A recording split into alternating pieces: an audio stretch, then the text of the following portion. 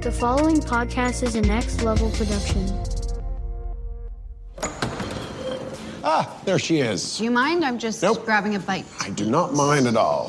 So, Ashley tells me that you chose Silver Kincaid. Mm-hmm. I have notes. I mean, I'm a co-captain. It's only fair I have a say in the new recruits, right? No, actually, I choose the new members. But I am pitching the craziest twist. The audience will never see it coming, right? Well, I've made my decision. Oh, come on. You haven't even heard it yet. Seriously, you're gonna love it. Ready?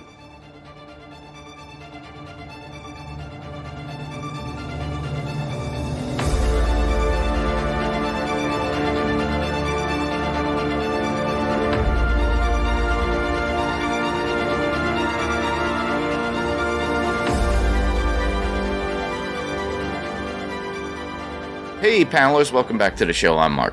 And I'm Steve. And this is going to be a spoiler-full podcast about The Boys Season 3, Episode 3, entitled Barbary Coast. So, Steve, what was the synopsis for this particular episode? Synopsis, I pulled this synopsis. I think I like the Amazon one, so I pulled this from Amazon. Tonight at 9/8 Central on VOT Plus, it's the season finale of #American Hero. 3 contestants remain, but only 2 will join the 7. Will Starlight choose her old flame Supersonic, or will someone else be moving into the 7 Tower? Tune in tonight for the shocking final episode brought to you by Lean Frozen Dinners by Vought, where Slim tastes super. I wanted to do that in my best announcer voice. It is so cool that they have something similar to like this. It's like a TV show. Yeah. The 1 for 4. The 1 for 4 is I don't know if I'll be able to get through the 1 for 4, but oh my goodness. The show is off the rails as always, but it's so fun. And that's my initial thoughts. I just love it. And each episode gets a little bit wackier and twistier as it gets there. We see more of Homelander going crazy as he usually is. Butcher was brilliant in this, as well as Grace. I love the story about Grace and the whole Operation Charlie. At least we got a lot of good backstory in that, and Mother's Milk showing his anger towards, of all things, Soldier Boy. Yeah, a lot of things in this episode I really did enjoy, and I just loved, especially with Ashley too. There are certain scenes there with her that I liked. Yeah. So when we talked about 2 last week, I went in 3 and 4 had already dropped, and I actually watched 3 and 4 back to back. Last week for the first time. And then I watched them both today because I wasn't sure how our recording schedule was going to work out. So I'm going to try to make sure I limit all my comments to episode 3.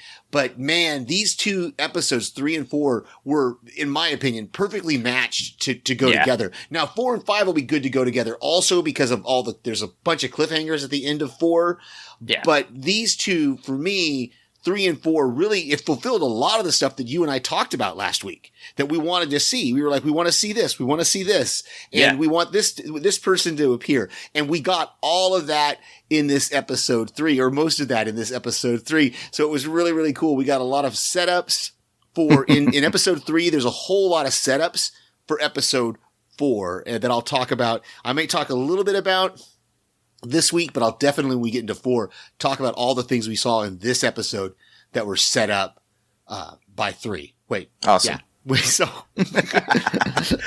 All right. Well, with that, we should just talk about our top highlights within the episode itself, I would think. Sure. If I'm going to take a more central role on the team, then I want to lose the mask. Silent Ninja score extremely high with boys 7 to 10 years old. The mask lends a certain mystique. Well, fuck mystique. People don't even know it's me under this thing. I gotta wear it just to get a cab. Payback is the country's premier superhero team. The whole country.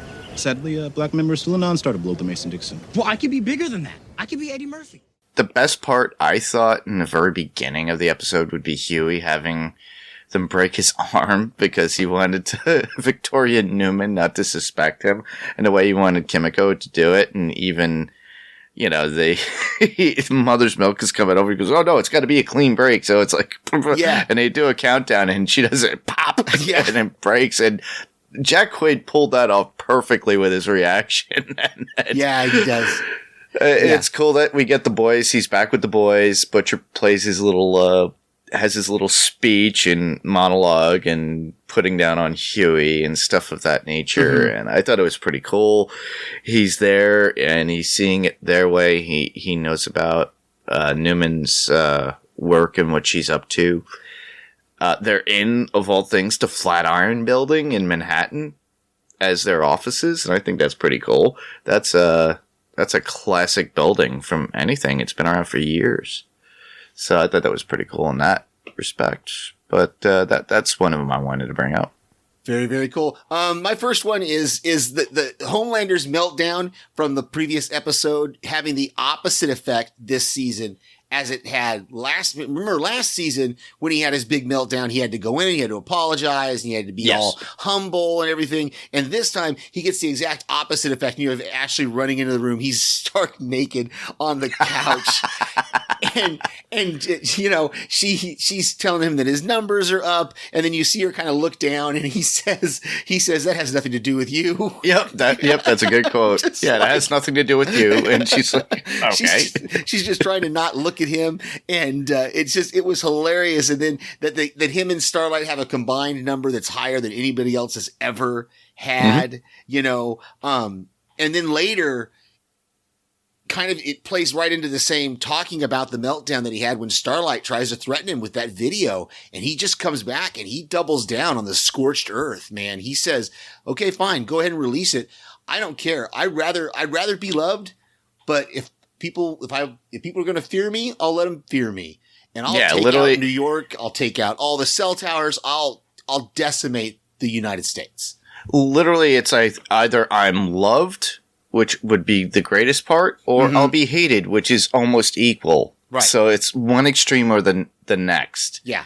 There's no in between. And this whole episode in particular, and there's some in episode 4 as well, Anthony Starr is just chilling.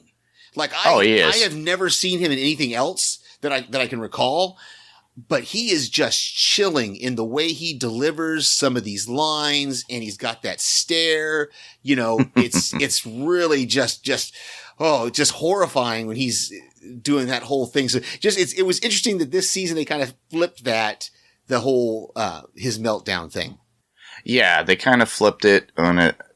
It's kind of like it's a foreshadowing of what they're going with the actual show and with his particular character. As villainous as he is as a Supe, he's trying. It's kind of like what crazed leaders out there and kind of rationalizing their efforts. And I think we're leading into something where he'll probably take over or do something more extreme. Mm-hmm. So I don't know if that's kind of pushing more into episode 4, but that's what I'm getting out of it. It's more like him trying to take control over Vought and all over the Supes itself. Yeah. And have you watched 4 yet? Because I want to make sure. Have you watched 4 yet? I watched it. Like when it dropped? I just watched it once, but I wasn't paying attention too much. Gotcha. Okay. Yeah. No. I just wanted to find out because I'm trying to temper my stuff to my specific notes for this one. But there's so much stuff in episode 3 that plays into episode 4. You just brought up some of those things that are going to come to fruition kind of in episode 4. Yeah, very much like the ending dinner with the Deep and all the other Supes and how it's and how malicious he is towards the Deep, because it's like him just getting back at him for all the crazy stuff that the Deep was doing, even though Deep was like humping his leg, just trying to get back into the crew itself, back into the, to Vought Industries. And, that one scene where he does that to the Deep, that one was something that was interesting in itself, how he's like, oh, he's back in the what is it, the 6? I forget. The 8. The 7. No, it's the 7. 7. Yeah. The number is always off on me. That's okay. But the fact that they introduced him, he's back in. Deep's wife's there. They just had sex in front of Timothy the octopus which is kind of creepy because he was getting off more on Timothy watching. Yeah. Again, this was one of my point that this whole dinner scene was one of mine as well, because it's like you said, it plays in both episodes, because that's probably why it's familiar to you, because there's a scene in episode 4 that's very similar to this one. It's not, it's different, but it's similar to it. But again, Anthony Starr is just chilling in his way of playing this character of Homelander and telling people what to do. And he breaks the lobster and he puts it on Deep's plate, but he doesn't make him eat the lobster. And you see Ashley like sucking down those clams or whatever she was sucking down. And Cassandra, the Deep's wife, is sitting over there. And when the octopus is revealed, and it's not even a prepared octopus, it's live. It's like the chef has not done anything to this octopus. He's put it on a plate. And and he forces him to eat it, and you can hear Deep saying, he's praying, he has a family, and like Cassandra's texting him, eat the effing octopus, and, eat it, and just the whole that, and again, and it's gross, and that actor as well. His name is escaping me. It starts with a C. That plays the Deep. You can see the anguish on him, and as those juices are just leaking out of his mouth, and just how gross is that had to be to play. And I feel for some of these actors sometimes, because depending on how that scene played out, I don't know how many takes he had to do that. Shoving that octopus in his mouth, or the fake one, as it were. I'm sure. I'm sure it was fake. But I mean, showing it and portraying the act of chewing it, and then having the ink come out of his mouth too. Because if you look at it, it looks like he inked in his mouth as he was going in, and which leads into the conversation of, like, it was just before that particular scene, but how Homelander actually compares himself to Martin Luther King. And saying that he is loved, but also villainized. But, he sees himself as this kind of leader to his own. And, he goes, I'm free at last. At last. Yeah. Just again, just chilling. Let's talk about Starlight for a minute here. Yeah. And kind of her and Huey's interactions here, because, we have this moment where where Homelander says he's in love with her, and when she gets outside, she's on the phone to Huey. She's like, I can't do it. I can't stay here. She's trying to tell Supersonic not to join the team. And then I think it's the end of this episode, he comes back to her and says, no, I'm not going to abandon you. I'm going to join the team, But that whole conversation between Huey and Annie on the phone is great, where he basically tells her, we've got to stop being nice and we've got to do whatever it takes. And she's like, that's Butcher talking. And he goes, well, his way is the only way we're going to be able to get this done. Yeah. And so he tells her she's going to have to stay there. And she's like, well, how long? And he's like, I don't know. And she's like, you don't know how long it's going to be. It was heartbreaking at the same time, but their relationship is really strained at this point because of all this. She's stuck inside there with the Seven, dealing with this whole TV show. Her boyfriend that she had when she was younger, and Homelander dealing with the jealousy of all that, as well as jealousy towards Huey. So I don't know what's going on. Maybe Homelander's got something for Starlight for all we know too, but maybe it's just his way of manipulation.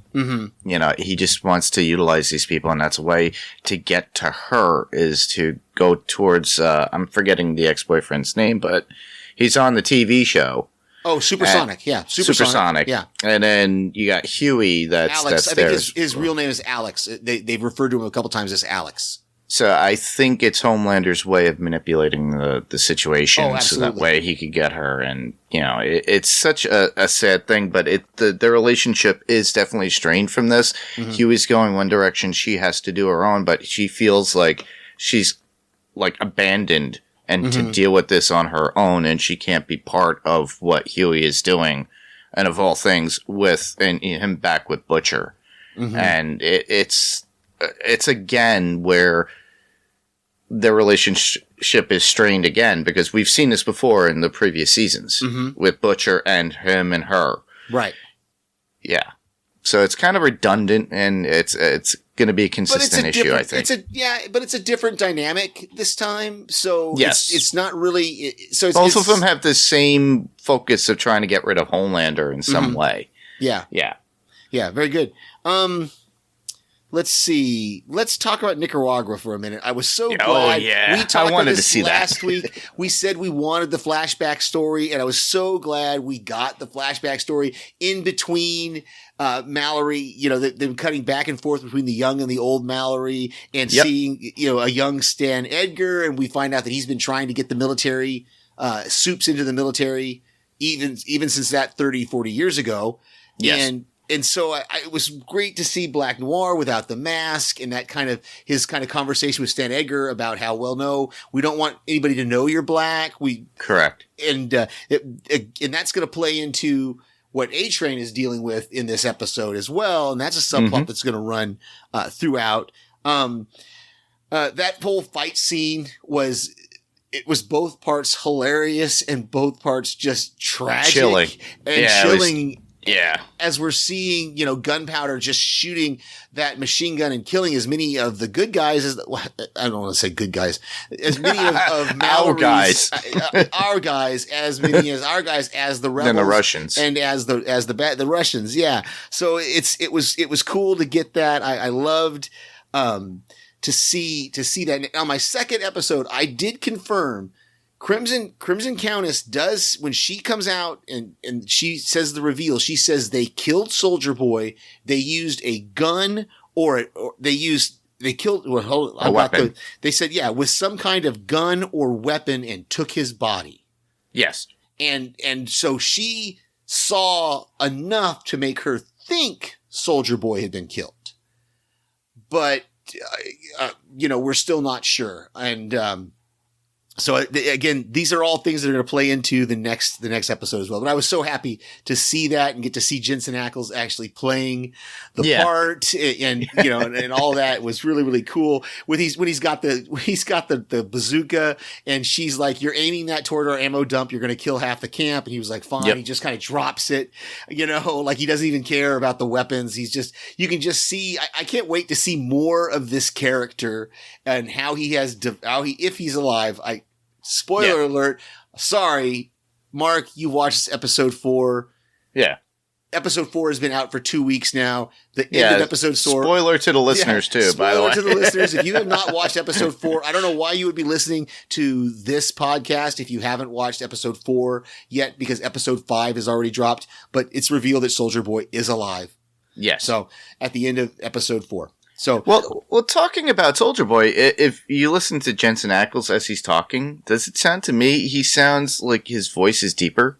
Probably. I know he did that. I heard an interview once with him where he was talking about the character of Dean Winchester, and how when it was one of the things that it was funny because all three of them, Jared Padalecki, Jensen Ackles, and the guy that played Castiel, his name is escaping me right now. But all three of them said they went into their auditions with like a specific type of voice, like they dropped their voice a certain amount, an octave. They went in with a deeper kind of voice. And in fact, the guy that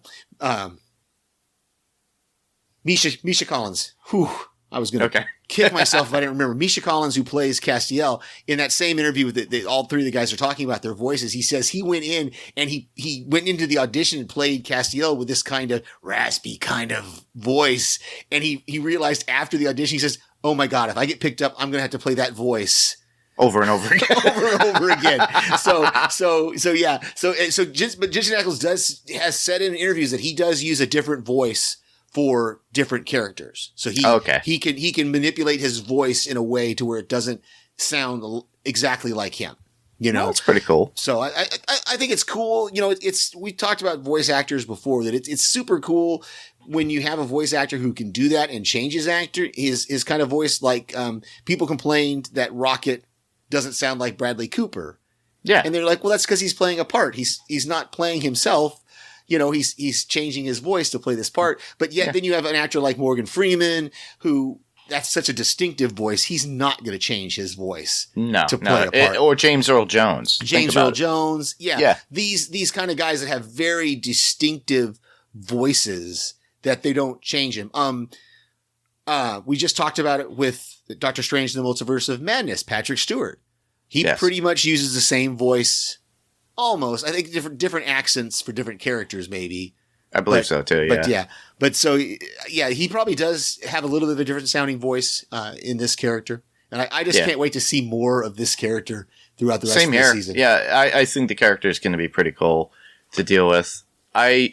Also, about the whole Nicaragua thing, you already talked about a lot of cool stuff that happened, but the whole one where we see Noir and why he is the way he is, where he doesn't speak.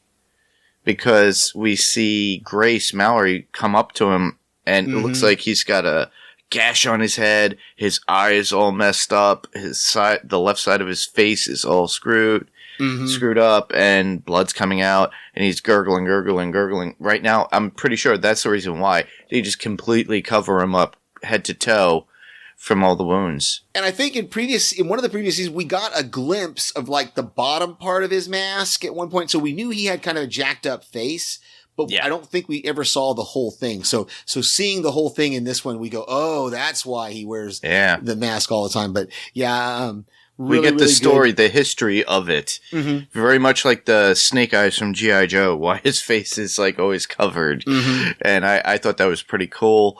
I also love the fact that we get a whole backstory about the Reagan years and what was going on and the reason for that operation. It was basically to traffic cocaine into the United States to hit minority,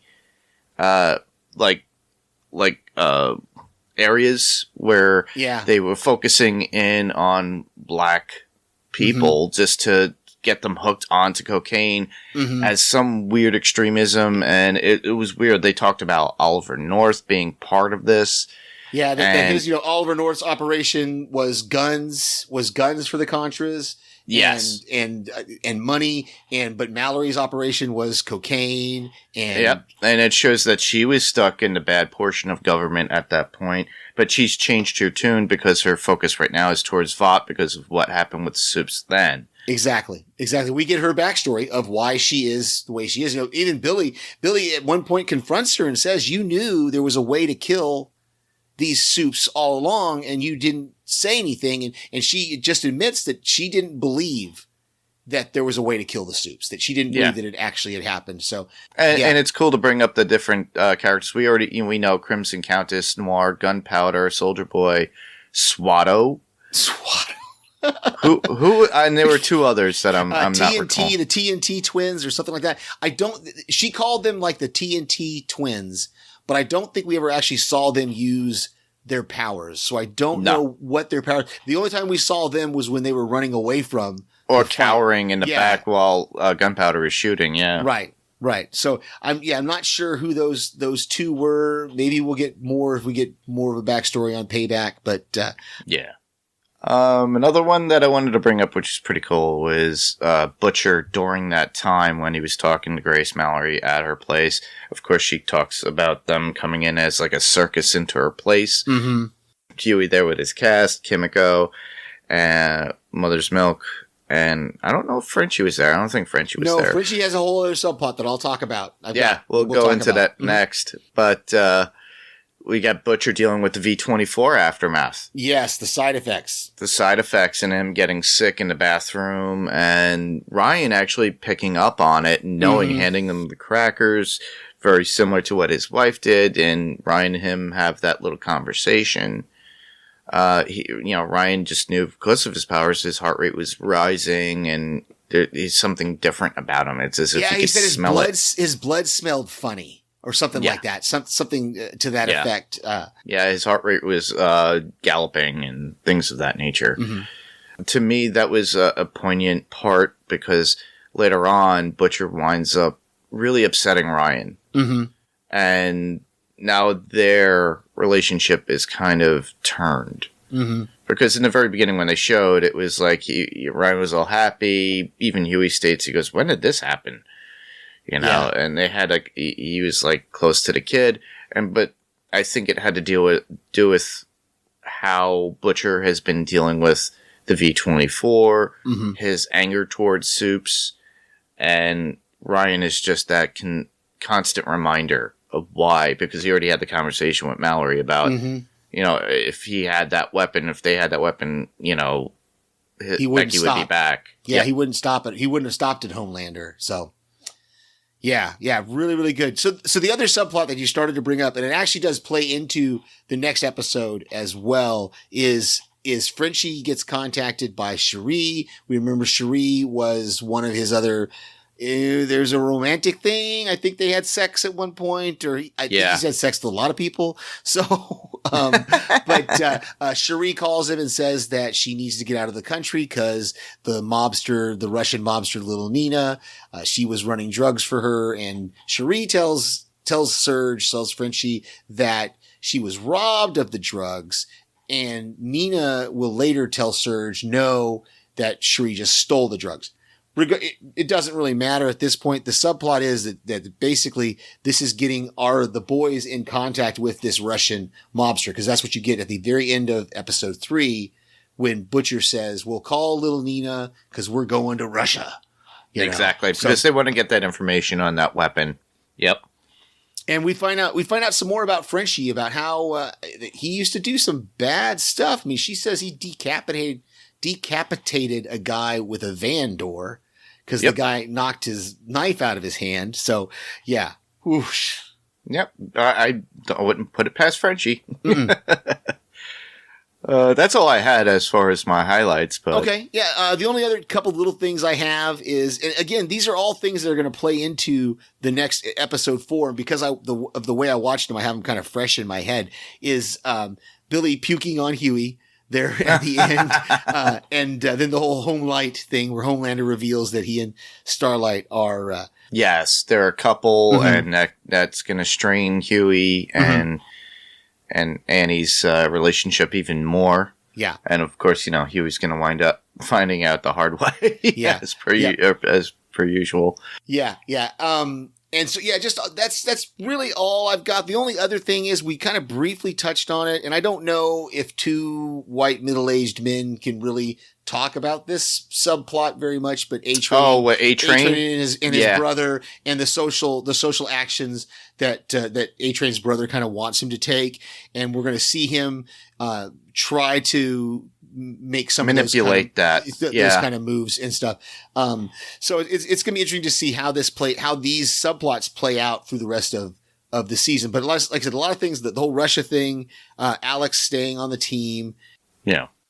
Supersonic. Yeah, that's Alex. And then Huey getting puked on and realizing that Butcher has taken the V. So all that stuff is going to play into the next episode. That it is. A couple of notes that I had. Well, I love the fact that with Ashley, she has an assistant and her name is Ashley. Yeah. Oh, I just thought that was pretty cool. And the fact that, Ashley, I've said it before, she, Colby Minifie is coming out more and more, her character's being more prominent. And I think as the episodes come more and more, we're going to see more of her as being more of an important role within it. And I'm glad that she's getting a spotlight, at least within these shows, not as a main villainish kind of thing like we saw from Fear of the Walking Dead. But I think that's pretty cool. And that's pretty much all I had. I only had one quote. Go ahead. That would be Huey, and he goes in his conversation with Mother's Milk, and he goes, and Mother's Milk goes, "What happened to you?" It's like, your arm or hand, because he cut himself trying to open up the jar. Yeah. He smashed it and he cut himself. And he goes, "Oh, you should see the other guy. The other guy is my penis." Yeah. Yeah, he says, "Were you jerking off with razor blades?" So, the only two I've got is, and you kind of alluded to it earlier, was Billy kind of busting Huey's balls when he says, "I'm chuffed to have all the boys back under one roof." So I thought that was a good line. And then the only other one I got is when he's with Ryan and he's about to say the C word, and Ryan says, "You were going to say vagina." And he says, "Yeah, something like that." Very predictable for Butcher, and the kid already knows him too well. Yeah. I thought that was pretty funny. So, all right. Well, I did not see any feedback.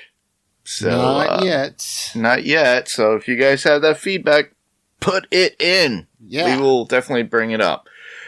A little bit of news. Obviously, Thor Love and Thunder is coming to us towards the end of the month, so I'm looking forward to that. Everybody's getting amped up for that with all the final trailers that we're getting. Mm-hmm. I'm still hoping for Beta Ray Bill to make his appearance into the MCU, but that's just me hopeful wishing. Other news, which is a little sad and strange, Ezra Miller and all his antics have been catching up on social media. That's really strange. It looks like this Flash will be his last Flash. Whether or not they replace him and they delay this movie any further, I do not know. But yeah, there's been I'm a lot curious. They're trying to figure out what to do that. The only news I've got is in regards to another show that we cover, which is one that Daphne and I cover, and they have announced that Snowpiercer season 4 will be the last season of Snowpiercer. So when we get that, either late this year, because it's in production now, so it may come out later this year, maybe 2023 before we get it. I'm not sure, but Daphne and I will definitely be covering Snowpiercer season 4, the final season, right here on Panels 2 Pixels. Awesome. I look forward to that. And I think it's a nice way to bookend it, because a lot of shows either go way too long and then you kind of feel drained. But with that show, I think they need to bookend it so that way you get a full story, because obviously the movie came out and people reference and remember the movie because that was at a later event within or on Snowpiercer itself. So maybe they're going to try to tie it in, or maybe that's an alternate reality. No, that's an alternate. That's a totally alternate thing, I think, at this point, because it's the storyline has deviated completely. So okay, so if anything, it might fulfill whatever was within the comic book for all we know, too. Yeah, like I said, Daphne and I both agree. It's always, I think, and Daphne agreed with me when I told her this. I think it's always better when a show can kind of end on its own terms, and on a high too, where it's at its highest point, and people in viewership is there. People love the show, but it's kind of disappointing. But in the end, it's best that way, rather than it falling and failing, and then ratings are terrible and people are resenting it after a while, you know?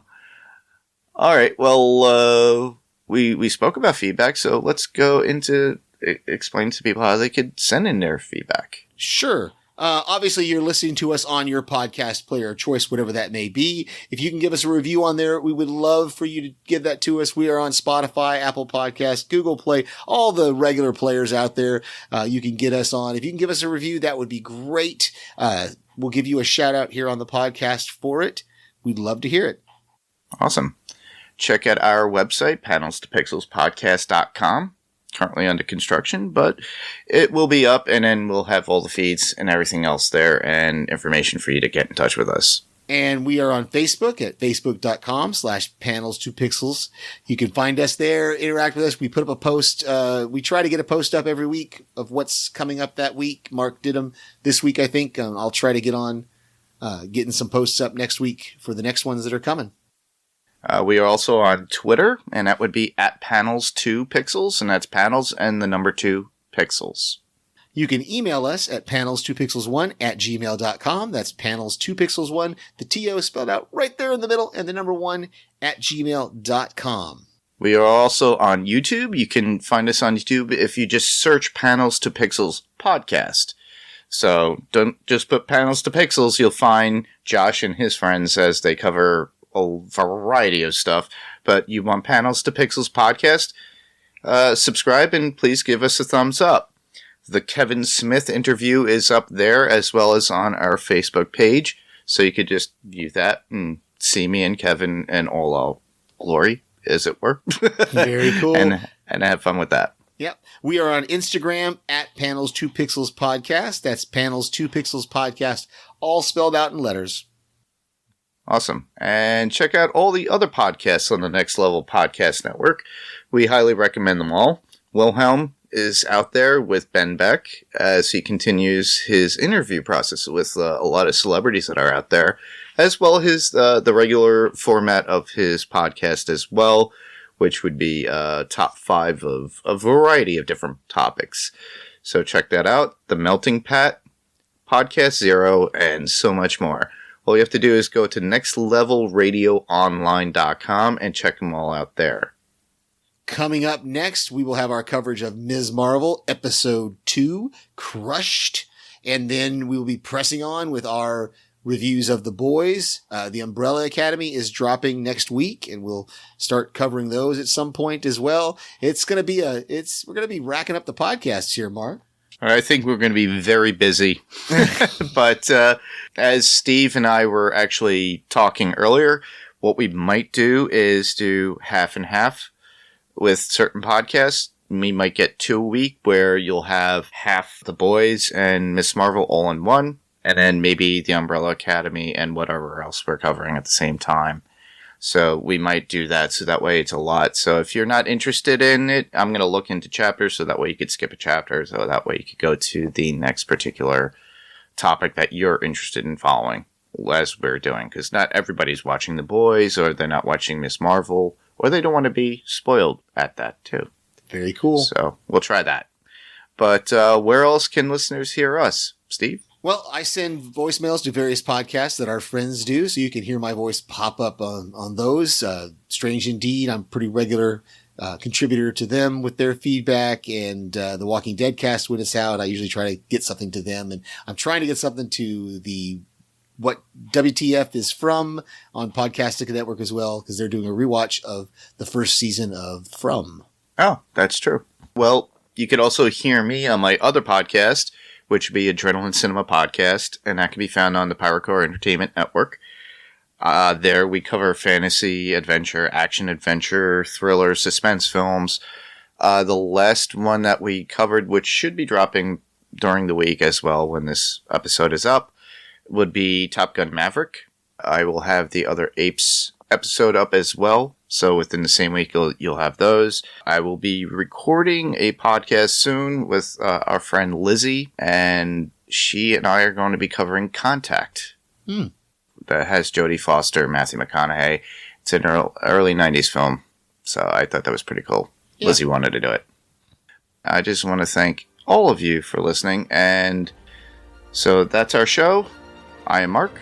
And I'm Steve. And this is Panels to Pixels podcast, and we'll see you on the next panel. Good night, everybody.